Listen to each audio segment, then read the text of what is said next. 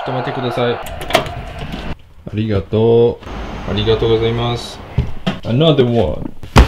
Bon, ça me fait 2 colis du coup. Donc je dis j'ai un rendez-vous avec l'équipe du job. Donc je dois leur montrer ça parce que mon but c'était de trouver un fond rouge pour shooter les portraits dans la rue. Ça devrait faire l'affaire. Elle est bizarre, on est d'accord ou pas? Concrètement ça donne ça. Ça ressemble quand même beaucoup à la lune, on est d'accord. Ça me plaît. On a la télécommande, on peut changer les couleurs. Vous voulez du rouge, vous voulez du bleu. Je laisse en dégradé comme ça, c'est pas mal.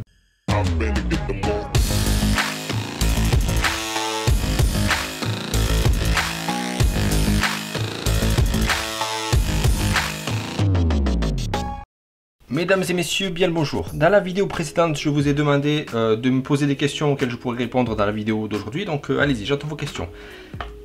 Allez, vas-y, t'inquiète pas, il m'en faut plus. Vas-y, je t'ai dit, allez, vas-y. On commence tout de suite avec une question de Thibaut. Comment as-tu fait ta place en tant que photographe au Japon pour faire tes premiers clients, en faisant des premiers shoots gratuits et te faire connaître, en démarchant des boîtes et agences? Bon Thibaut, la réponse à ta question elle est toute simple. En fait, si tu veux, avant de m'installer ici, je suis venu quelques fois pour construire mon réseau.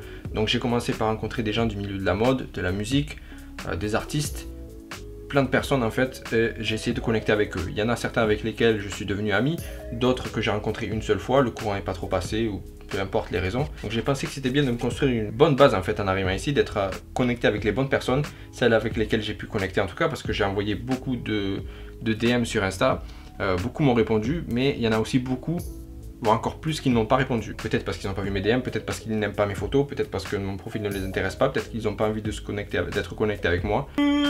Le minimum c'était pour moi d'avoir une bonne base en fait si tu veux à Tokyo, de gens avec lesquels je pourrais échanger, voire collaborer une fois installé ici. Ensuite la deuxième partie c'est que juste avant de m'installer ici, j'ai envoyé beaucoup d'emails. En l'occurrence, ce qui m'intéressait moi, c'était les magazines, les sociétés, c'était les clients qui pouvaient m'apporter un revenu récurrent en fait. Les particuliers, je me suis concentré sur eux une fois bien installé ici, et une fois mon réseau un peu plus gros. Sur tous les mails que j'ai envoyés, il y en a que un ou deux, il y en a deux qui m'ont répondu. J'ai eu de la chance, c'était un magazine et un client que j'ai toujours aujourd'hui d'ailleurs. Ici, en fait, comment dire, ça change de la France. En France, quand j'étais à Paris, c'était beaucoup de ouais, on s'arrange, t'inquiète, arrange-moi sur ça, je t'arrangerai sur d'autres trucs. Et puis en fait, enfin tous les trucs en carton là. Quand je suis arrivé ici, je peux vous dire que j'étais bien content et que à Paris, je vois vraiment la différence.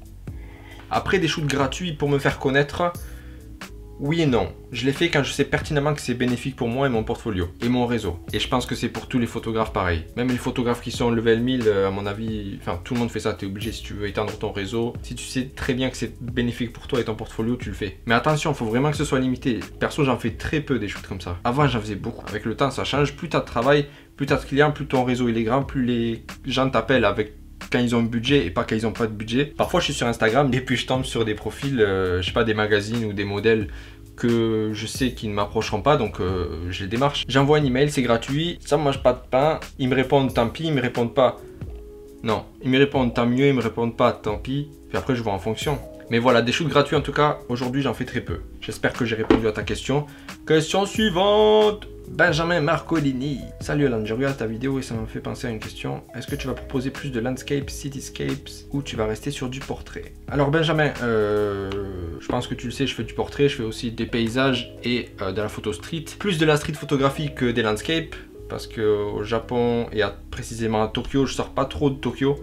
À part si c'est pour un magazine. Et le magazine normalement m'envoie un peu partout autour du Japon. Mais principalement je suis à Tokyo donc je fais plus de street photographie et de portrait. Le portrait c'est ce qui me plaît le plus donc oui je fais plus de portrait et de la street photographie. Landscape de temps en temps quand je suis en dehors de Tokyo. Mais ouais en tout cas t'inquiète pas je vais pas arrêter les landscapes ni la street. Ah je viens de la street.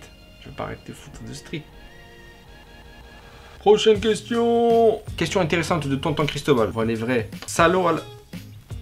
Ça fait mal au cœur tonton, tu m'as dit salaud Alan. Direct, tu m'as... Ah, je vais considérer que c'est un salut. Salut Alan. Moi ma question serait, est-ce que tu prépares tes shootings genre repérage, moodboard, etc. Ou est-ce que tu y vas au feeling? Très bonne question. Avant j'allais beaucoup au feeling. Maintenant un peu moins, mais parfois ça dépend des shootings. Si c'est pour des shoots perso, de temps en temps j'y vais encore au feeling. Parce que je me connais et je sais qu'en y allant au feeling, des fois le rendu sera meilleur que si je prépare le shoot. Ça peut paraître bizarre, mais c'est vrai. Pour ce qui est du repérage, j'en fais quotidiennement. Ça c'est une chose tout le temps en fait. Je vous le conseille, c'est de garder vos yeux ouverts tout le temps. Même si c'est à côté de chez vous, marchez autour, prenez des rues dans lesquelles vous allez pas habituellement. Quand je prends le train, c'est pareil, je regarde tout le temps à travers la vitre pour voir s'il y a des endroits, même au loin, auxquels je peux aller jeter un œil et voir ce que ça donne. Et dès que je vois un endroit qui me plaît, en tout cas, je prends une photo sur mon téléphone et je le marque sur la map. J'utilise Google Maps, comme ça je peux marquer directement sur la map le point. Ensuite les moodboards, donc oui, pour les clients, mon moodboard j'en fais tout le temps. Et même quand c'est pour des shoots perso, si je target des modèles que je pense que je vais galérer à avoir un petit peu, je prépare un moodboard, un truc bien concret, je montre mes idées, le rendu que je vais avoir pendant le shooting, le maquillage que je veux, etc. etc.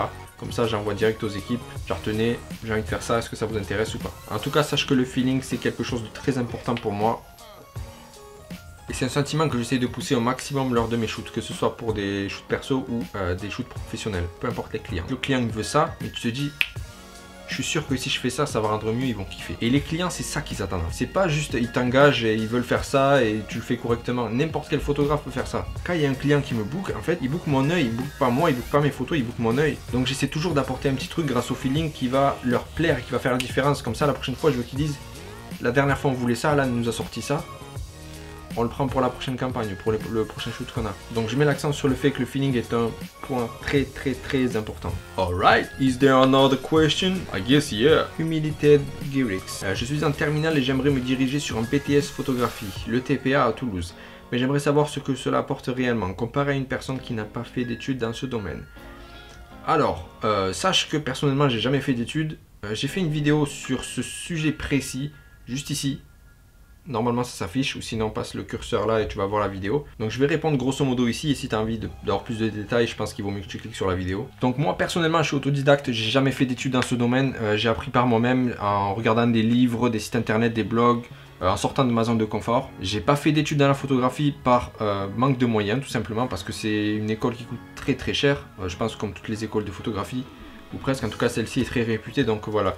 Par manque de moyens, j'ai pas fait d'études dans ce domaine-là. Mais honnêtement, si j'avais eu l'argent, je pense que je serais allé à l'ETPA. On n'a pas tous le même œil en fait, donc je pense que certaines personnes ont un œil assez aiguisé pour ne pas avoir besoin de faire d'école tout simplement et à progresser rapidement. Mais il y en a d'autres qui, leur œil, il est tout neuf, il connaît rien encore et je pense que c'est un bon moyen pour eux d'aller en école, comme ça va leur apprendre direct les bonnes fondations de la photographie.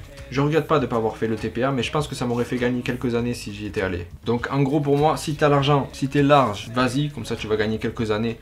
Et peut-être que c'est qu'une petite somme d'argent pour toi et pour ta famille, je sais pas si c'est le cas, tant mieux, fonce. Mais si tu galères et que tu dois racler le porte-monnaie de tes parents pour aller en école de photo, franchement, il vaut mieux y réfléchir. Parle-en avec ta famille, etc. Et tu vois ensuite ce qui est le mieux pour vous. Mais sache qu'il n'y a pas besoin de faire une école de photographie pour devenir photographe professionnel, pour devenir bon, pour construire une carrière. C'est pas obligatoire. Surtout dans notre époque à laquelle on a accès à tout en ligne directement.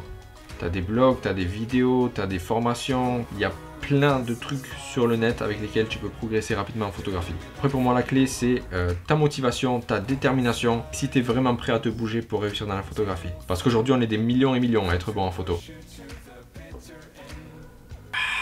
Voilà les artistes, j'espère que cette vidéo vous a plu, j'espère avoir répondu à vos questions, je crois que j'ai répondu à 4 ou 5 questions. Ça faisait un petit moment que je n'en avais pas fait, donc voilà, prochaine vidéo très prochainement, je travaille déjà dessus. N'hésitez pas si vous avez d'autres questions ou des commentaires à les écrire dans la section commentaires en bas de la vidéo. Je ferai une autre FAQ, je pense dans 2 ou 3 semaines. Si j'ai des questions, je fais des vidéos FAQ. N'oubliez pas de vous abonner pour ceux qui ne sont pas encore abonnés à la chaîne. Et surtout, partagez la vidéo si elle vous a plu. Je vous dis à très bientôt dans la prochaine vidéo. Ciao!